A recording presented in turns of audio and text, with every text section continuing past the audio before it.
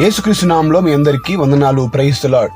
దేవుని బిడ్డలారా, మీరందరూ ఎంతో చక్కగా ఉండాలని, దేవుడి నామాన్ని బట్టి సంతోషంగా గడపాలని నేను ఆశిస్తా ఉన్నాను. మరి ఈరోజు దేవుడు నీతో నాతో మాట్లాడుతున్న మాట యెషయా గ్రంథము 58వ అధ్యాయం 9వ భాగము.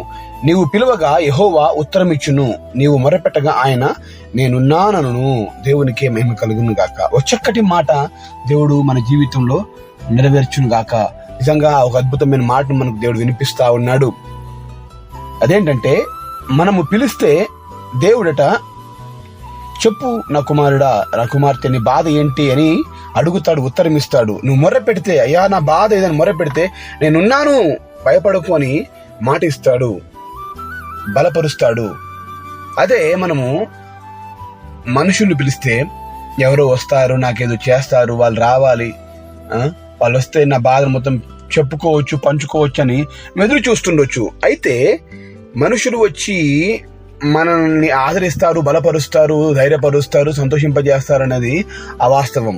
అదొక భ్రమ మాత్రమే. అందుకే ఎవరో వస్తారు, నాకేదో చేస్తారు, నా బాధ తీస్తారు అని అనుకోవడము తప్పు. కానీ దేవుడు పిలవగానే నేనున్నాను అని నీ దగ్గరకు వచ్చి నిన్ను బలపరుస్తాడు, నీకు ఉత్తరం ఇస్తాడు. అందుకే అంటున్నా, నీవు పిలవగా ఆయన ఉత్తరం ఇచ్చును, నీవు మొర్రపెట్టగా ఆయన నేనున్నానంటే ఒక అండ, ఒక ధైర్యం, ఒక బలం.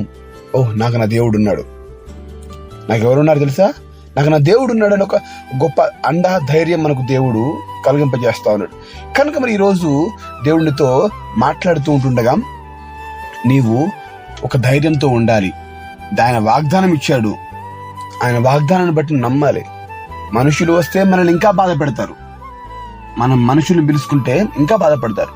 కానీ దేవుని పిలిస్తే, దేవుడు వస్తే మనల్ని బాధ పెట్టడు, మన బాధను తీసివేస్తాడు.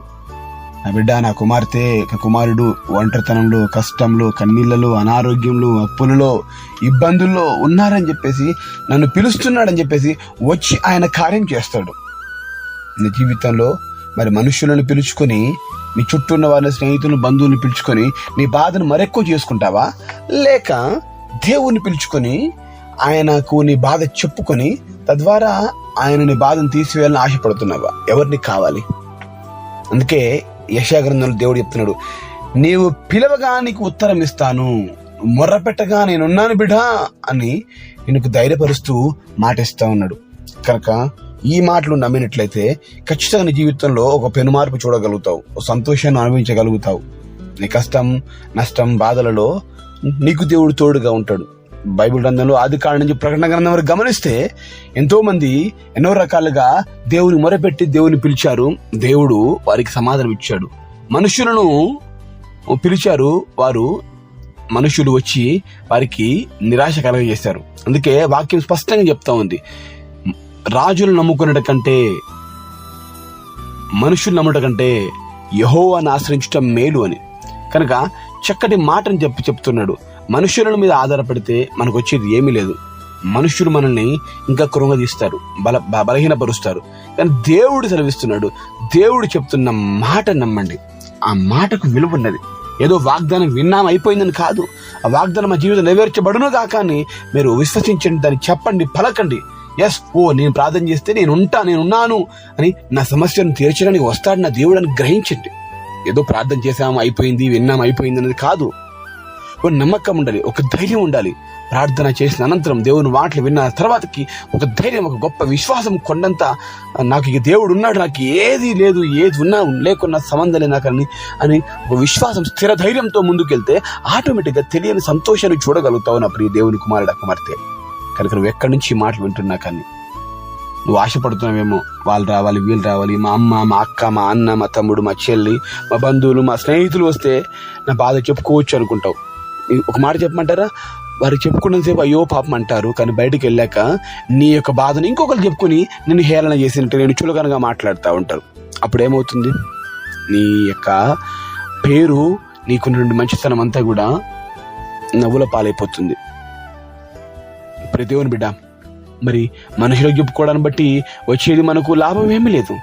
దేవునికి చెప్పుకో, దేవుని పిలువు. ఆయన స్పష్టంగా నీకు తెలియపరుస్తున్నాడు, నేనున్నాను బిడ్డ, నీ సమస్య తీసివేస్తాను. ఇదిగో నాకు ఇన్ని అప్పులు ఉన్నాయని చెప్పేసి మనుషులు చెప్తే మనుషులు ఏమంటారు తెలుసా అండి? నిన్ను ఎవడు చేయమని అప్పులు అని అంటారు. నన్ను వీళ్ళు పలానా మాట అన్నారు, నన్ను వాళ్ళు నిందించారు, అవమానించారు, నలుగురిలో పిలిచి మనం చెప్పుకున్నాం అనుకోండి, ఏమంటారు తెలుసా? నువ్వేమనందే నిన్ను తిరిగి అన్నారా అని అంటే ముఖం మీద అంటే లేకపోతే సాటుగా బయటకు పోయి అంటారు అనుకుంటారు. కానీ ప్రియ దేవుని బిడ్డ, నువ్వు దేవుని చెప్పు, ప్రభువా యేసయ్యా నేను పలానా దగ్గరికి వెళితే ఆ స్థలమందు వాళ్ళని పిలిచి నన్ను అవమానపరిచారు, అయ్యా నేను ఎంతో దుఃఖపడుతున్నానంటే దేవుడు ఏమంటే తెలుసా? నా కుమార్తె నువ్వు బాధపడకు, నా కుమారుడు నువ్వు బాధపడకు, నేనున్నాను, నేను ధైర్యపరుస్తాను, ఏం కాదులే, అవమానం పొందిన చోటే నిన్ను అభిషేకిస్తాను, నిలబెట్టుకుంటాను, నిందింపబడిన చోటే నిన్ను నిలబెడతాను అని దేవుడు తెలియపరుస్తున్నాడు. భయపడమాకండి, ధైర్యపడమాకండి, మనుషుల మాటలను బట్టి కృంగిపోమాకండి. నిజంగా మనుషుల వైపు చూడకండి, దేవుని వైపు చూడండి. ఆయన మీ జీవితంలో గొప్ప అద్భుత మహత్కార్యం జరిగింపజేస్తాడు. కనుక ఈ మాటలు నమ్మినట్లయితే, నా దేవుడు నాకున్నాడు అని నమ్మినట్లయితే, నా దేవుడికి పిలిస్తే వెంటనే వస్తాడు, కార్యం చేస్తాడు, నాకు నా బాధ, కష్టం, రోగం, అనారోగ్యం, అప్పులు తీసివేస్తాడు నమ్మినట్లయితే, ఇక నువ్వు ఎందుకు అధైర్యం చెందుతావు? కళ్ళు మూసుకొని ప్రార్థనలోకి ఉంచు, ప్రార్థన చేసుకుందాం. ప్రార్థన. మహాగణ వందనాలు, స్తోత్రం తండ్రి, సహాయం చేయండి. నిజంగా మీరు మాట్లాడిన మాట చూస్తున్నాం తండ్రి. ఎవరో మాకు వచ్చి ఏదో మాకు చేస్తారని మనుషుల మీద ఆధారపడితే అది వ్యర్థమే, కానీ నీకు చెబితే, నేను పిలిస్తే వెంటనే వచ్చి మా జీవితంలో గొప్ప కార్యం చేస్తానంటున్నావు ప్రభువా. నిజంగా ఏ బిడ్డ అయితే కష్టాలు, అప్పులు, బాధలు, సమస్యలు, అనారోగ్యాల్లో, ఇరుకులు, ఇబ్బందులు, ఎందలో, అవమానంలో, ఒంటతనంలో తండ్రి, వారు ప్రార్థించినప్పుడు వారికి నీవే స్పష్టంగా దగ్గరికి వెళ్ళి వారిని ఆదరించండి, ధైర్యపరిచిన, ఓదార్చండి. మీరు నిజంగా ఓదార్చే దేవుడు, మనుషుల వలె కాదు, నీవైతే ధైర్యం ఇచ్చే దేవుడు కనుక నిన్ను స్తుతిస్తున్నాం, గణపరుస్తున్నాం. ఈ మాటలు ఎంతో విన్నారు వారి జీవితంలో నీ గొప్ప కార్యం జరిగింపజేసి మేలులు దయచేయమని నాజరైన యేసు నామములో కృతజ్ఞతలతో అడిగి వేడుకొని పొందుకొనిచున్నాం మా ప్రియ పరలోకమున్న తండ్రి. Amen, amen, amen. దేవునికి స్తోత్రం. అందరిని నా వరకు వందనాలు.